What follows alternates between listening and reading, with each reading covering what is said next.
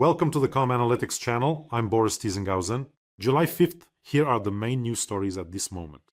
The Kremlin has stated that a meeting between Putin and Zelensky in Kostiantynivka is not planned. Let me remind you, Zelensky proposed meeting Putin in Kostiantynivka after Putin stated that Kostiantynivka is now completely under Russian control. To which Zelensky replied, well, if it's completely under control, let's meet there to discuss peace. Well, obviously, meeting in Kostiantynivka was not part of the plans of this underground pensioner conqueror. They sent out Peskov, who said that Putin is only willing to meet in Moscow. Well, and also Peskov, I think after running around the corner just in case, peeked out from there and said that Russia will continue the special military operation.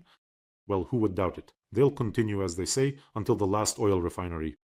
Let me remind you that Putin has outplayed everyone to such an extent that now Russia is giving oil to India at a huge discount. India refines this oil and then sells gasoline back to Putin at market price. Peskov also stated that the special military operation, it turns out, is no longer a special military operation but has become a full-fledged war. Wow, I thought. Isn't that something people get jailed for in Russia? So according to Peskov, this happened because of the active support Ukraine is receiving from Western countries, which, as the Kremlin claims, are helping Kyiv. With intelligence, with weapons, and with targeting strikes. Wow, I see Peskov is really going all out. In Russia, those who call the so-called special military operation a war are sent to prison. They have two articles for that. Article 207.3 of the Russian Criminal Code and Article 280.3 of the Russian Criminal Code. That is, spreading knowingly false information about the Russian armed forces, so-called fakes, and discrediting the Russian armed forces. So what does this mean? If Peskov called it a war, and before that Putin and everyone else also called it a war, then release those you imprisoned. At least 372 people, according to the statistics. But judging by the statistics, nothing like that will happen. Well, since you've already admitted in Russia that you're in a full-scale war with the West, why aren't you attacking the West? Go ahead, straight at the founder of NATO at the USA. Attack them. Why aren't you attacking? Russian media wrote that the US is providing intelligence for strikes, including on the Moscow oil refinery. Go ahead, or what? Is that underground coward not willing to attack? Not only that, Putin even congratulates Trump on Independence Day over the phone, sweetly chatting with him on the phone. How do Russians explain this to themselves? Moreover, Peskov continued, let me quote, this is important. There is a war going on. This is a real war. Do you know why it's a war? Peskov says, because it all started as a special military operation but continues as a war. Because behind Kiev stand Berlin, Paris, The Hague, Oslo, and unfortunately Washington. Under these circumstances, added the mustachioed floozy, it is necessary to realize that Kiev is capable of anything. Yes, that's you. That's right, he said, Kiev is capable of anything. As they say, Kiev hasn't even started yet. By the way, friends, don't forget to subscribe to this channel. It's important, you can do it right now, it helps promote the channel. We are fighting against Putin's propaganda, and the more of us there are, the more effective we'll be. So be sure to subscribe. And now, news from Crimea. Today's blog brings us news from the Crimean partisans. The Crimean partisans are a wide network of people on the occupied peninsula who greatly assist the Ukrainian military. Not only do they derail Russian military trains, but they also gather very valuable information. We have a very good relationship with the Crimean partisans. From time to time, they pass information to us, which I share here. Recently, the Russians conducted an operational command staff military exercise called Crimean Wake-Up Call. That was its name, during which they practiced a scenario of a possible landing by the armed forces of Ukraine in occupied Crimea, and measures to repel the landing. So, even the very fact of this command staff exercise called Crimean Wake-Up Call, who comes up with these names for them? They come up with Crimean Wake-Up Call. The very fact that they are already thinking about how to repel a landing is much more important than the scenario of this staff exercise itself. The Russian military publicly admits that they are forced to deal not with offensives, nor with organizing parades in Sevastopol. I think there won't be any parades in the near future, but rather with defense, with attempts to protect the occupied peninsula from a landing operation.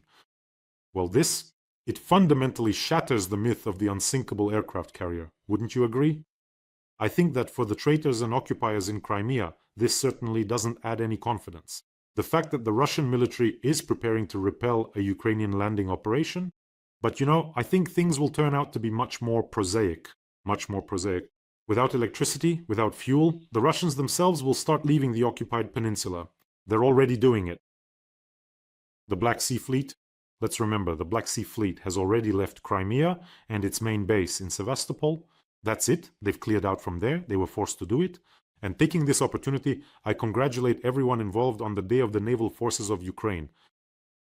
Meanwhile, in Crimea, airfields, air defense systems, and power stations continue to be destroyed. Every night there is a drone raid, and notice that now, just in Crimea, there are, well, no fewer than 100 drones.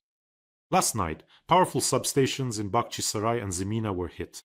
The number of substations and transformers that have been hit since the beginning of this month, just in the past 5 days, do you know how many? 37? Crimea has simply turned into a giant trap for that mangy centipede.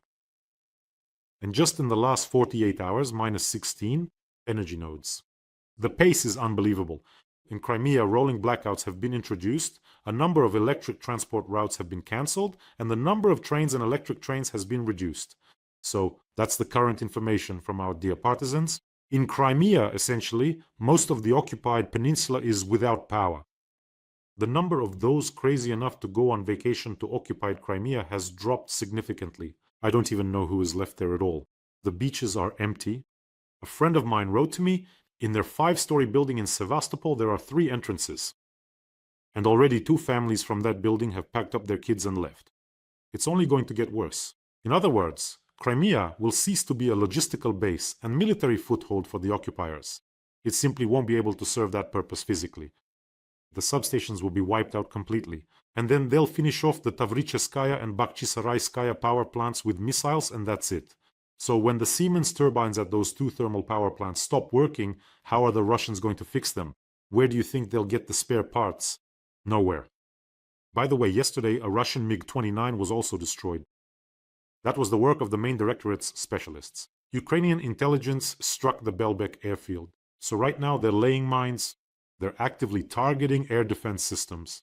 After a while, there won't be anything left to defend the sky there. And in every episode, we have an important fundraiser for Ukraine's defense forces. Today, we are continuing to raise funds for mobile command posts for our air defense forces, for the hunters of Russian Shaheds and missiles, for several air defense units, and for the 152nd Jaeger Brigade. The fighters have recorded a video message for you. Please take a look. 152 бригада і підрозділ повітряних сил України та канал Бориса Тізенгаузена починають збір на 2 командні пункти, щоб збивати шахеди над нашими містами і запускати дрони-перехоплювачі. Сума чимала, але тільки разом ми можемо дати ворогу по зубам. Слава Україні! Героям слава! Let's help our air defense fighters. We have 1/4 of the fundraiser left to go. Let's all come together and help. The more of these mobile command posts we have, the more effectively our soldiers shoot down both missiles and Shaheds. In Russia, they have reported an increase in anxiety among Russians. I wonder what the reasons are. So it's because of the strikes. Due to Ukrainian drone attacks on regions of the Russian Federation and a number of other factors, Russians are experiencing a significant increase in anxiety. According to the results of the National Anxiety Index study, yes, they even have something like that, the drone strikes, which last month were the largest yet, during the entire war on the territory of the Russian Federation, affected among others Moscow and St. Petersburg. Drone strikes are only in second place. But in first place is the shutdown of the internet for Russians. For now, Russians also feel varying degrees of tension due to the fuel shortage. But you see, these studies, or rather, this anxiety due to the fuel shortage, has not yet been included in the new research. I think it will be even higher there. Anxiety. Earlier, the head of the Duma Committee on Health Protection, there's a Sergei Leonov there, advised those who are worried about fuel problems to stop worrying and shield themselves from the news. On this topic, well, it's just brilliant to shield yourself. How does he imagine that? Shield yourself? Interesting. It's just, like no fuel problems, no problems with drones. This study is being conducted every month now, but I think that we won't see the next study. Like everything in Russia, anything so socially sensitive will be classified, hidden. They won't conduct it because, well, Putin said there's no shortage. What anxiety? What are you talking about? But in reality, the situation for Russians will only get worse. In one of the previous episodes, I mentioned that Russia wants to additionally purchase 400,000 tons of fuel from other countries. That's the total per month. But this amount is only enough for exactly 3 days. And that's considering that every day Ukrainian drones are now taking out new refineries and burning oil depots. Well, now for the most important conclusion regarding the fuel issue. As of today, Russia cannot buy its way out of this crisis. That is, even if it has enough money, it still can't buy it. 42% of oil refining capacity in Russia has already been put out of commission. The question is, how much would we have to pay to purchase fuel to compensate for all of this right now? This question assumes that there is someone to buy such volumes from, but there isn't. Belarus is physically incapable of supplying that much. So, the fact that Belarus can supply several tens of thousands of tons is just a drop in the ocean. India also doesn't have export capacity of that scale for a sanctioned market. Let me remind you, Russia is under sanctions. To cover this deficit right now, Russia would need a supplier about the size of all of India. In other words, all of India would now have to process oil for Russia. Moreover, India would have to process, sell, and violate all secondary sanctions at the same time, all at once. There simply isn't a supplier like that, physically speaking. Now let's solve a simple problem. If Ukraine has knocked out almost half of all Russian oil refining since the beginning of the year, then can it finish off the oil refining industry completely in the remaining half of the year, considering that more and more drones are flying each month? Of course it can. Well, of course it can. And that's not even counting the missiles, which will also be launched in greater numbers. So how can the Russian government promise that the fuel issue will be resolved in the near future? What are these promises based on? The underground conqueror keeps saying there are no problems. He read it off a card, printed in size 500 font, that there are no problems. It says right there, look, no problems. By the way, that's another important point. Right now, keep in mind that Russians are using up the reserves they had. But what will happen when those run out? And yet supposedly there are no problems. Residents of Zabaikalsky Krai, against the backdrop of the fuel crisis, have started being offered, you know what, to go refuel their cars in China. Wonderful. Dozens of ads for refueling cars in China have appeared in chat groups of cities in Zabaikalsky Krai. In the cities of Zabaikalsk and Chita, they are being promised that their cars will be driven to Manjuli in China, refueled there, and then returned to the owner. That's the kind of service that has appeared. As they say, a triple hooray. What wonderful news. Some people go to China to refuel, others to Kazakhstan. In Kazakhstan, Russians are also allowed to refuel. They are allowed to refuel, but they can't take a canister with them. Just think how badly you have to mismanage things over 25 years in an oil and gas country to end up humiliating yourself like this. Well, at first, no. Gasoline disappeared in the Russian Federation, but first common sense disappeared. And then milk and meat will disappear too. And meanwhile, somewhere in a Mosfilm pavilion, Gerasimov will be reporting to Putin that just a little more and there will be victory. Just a little more. Wait. I wonder, is it really so? Do Russians not notice that the situation is only getting worse every day? Or maybe they do notice but can't do anything about it?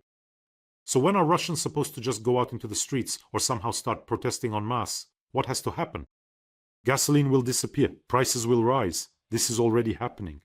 Meat will disappear. Milk will disappear. Logistics will come to a halt. Products won't be delivered to stores. Medicines won't be delivered to pharmacies. There will be a scramble for food, for basic necessities. That's when Russians will come out and say, enough already, that's it, what are you doing? What are your thoughts? When will this happen? Write in the comments. And here Russians are happy that now they're the ones destroying things. Gas stations. There really is such a problem. But you do see the difference, right? That is, Russians have gas stations but no gasoline. Basically, when a gas station is hit, our underground tanks, the very same tanks, remain intact. In other words, building a gas station 1,000 times over is much easier than restoring an oil refinery. Now our people will figure out how to close off this above-ground part, and will keep refueling. There are also mobile gas stations, so we won't be left without gasoline, But when there is simply no gasoline in the country at all, that's a completely different problem. And all these stories about Moscow's oil refineries being restored in 6 months, it's complete nonsense. Anyone who has worked on commissioning such facilities knows perfectly well that under sanctions, it's impossible to restart such a giant in just 6 months.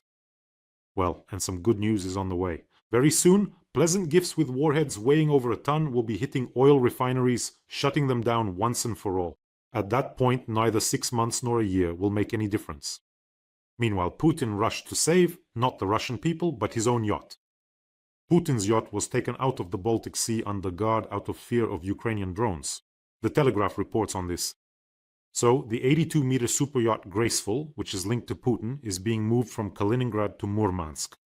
The vessel is traveling along the coast of Norway, accompanied by 2 ships of the Russian Navy. Protective anti-drone nets were spotted on the yacht's deck. They decided to move the yacht after our attacks on Kronstadt. You see what Putin is saving first and foremost. His Botox behind and his yacht. The Graceful is worth about £100 million.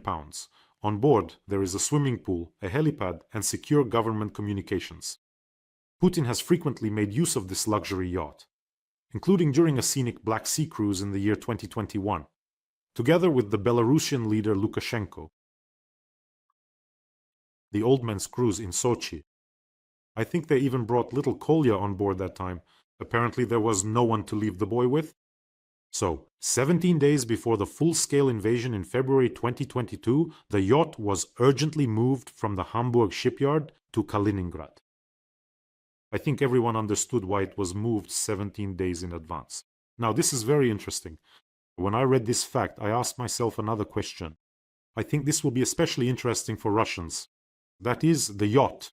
Putin moved the yacht 17 days before the invasion of Ukraine, but the Russians' money essentially was left in European depositories. And then the money was frozen. And I am sure that this money will go toward rebuilding Ukraine. In the summer of 2022, the US added this yacht to the sanctions list. It was hiding somewhere for 4 years, no one saw it. But now, in general, it's already fleeing somewhere. Heading north so that Ukrainian drones can't reach it. The conclusion here is very simple. That is, before, they used to hide the ships of the Black Sea Fleet from Ukraine in Novorossiysk, and now they're hiding Putin's yacht in the Arctic Ocean. The geography of Russian retreats is expanding. This is exactly the marker that shows that soon there will not be a single place left in Russia where the Kremlin will feel safe.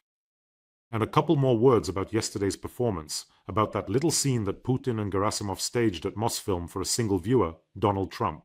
After that, Putin spoke with Trump for an hour, trying to convince him of his successes at the front. We're advancing along the entire front, Donald. We took Kostiantynivka. Of course, US intelligence knows perfectly well that Putin never took Kostiantynivka, and he lied just like he did back then. Remember, when he told Trump that Ukraine had attacked his residence in Valdai with drones. Trump couldn't take it then. And later he said that all of it was complete nonsense, that no one attacked his residence, and that he had different information. Did that happen? Can you imagine Trump's face on Independence Day and Putin? Donald, wonderful news, a very serious success. We took Kostiantynivka. I'll send you a paper map right now. Dmitriev will bring it in that folder with the ties, or I'll send it by pigeon. Be sure to take a look. It's very important, Donald. Very important. Hello, Donald, don't hang up. Why are you doing this? By the way, has Putin figured out how to get rid of those who come back from the war? Remember, we talked about this, that hundreds of thousands of maniacs would return and no one knows what to do with them. Well, it looks like Putin has come up with something. News, heroes. Participants of the special military operation will be served at gas stations without waiting in line as part of the support measures announced by the authorities. So far, this applies to 2 regions, Voronezh Oblast and Chita. You know, even as it is there have already been fights and stabbings in those lines for gasoline. And now, on top of that, they're going to let these ghouls skip the line. Can you imagine how much people will hate them in those lines? We didn't send you there. That's the mildest thing they'll hear. Honestly, I don't know who came up with this initiative. But there will be even more stabbings and shootings in the lines. Well, whoever came up with this will definitely get what's coming to them after the war. A certificate of appreciation from the SBU. And you, friends, take care of yourselves, take care of your loved ones, subscribe to this channel. Don't forget, and let's help our air defense fighters. The link to donate is in the description of this video. We have just a little bit left to go. Let's give it one last push. Have a peaceful day, everyone, and glory to Ukraine.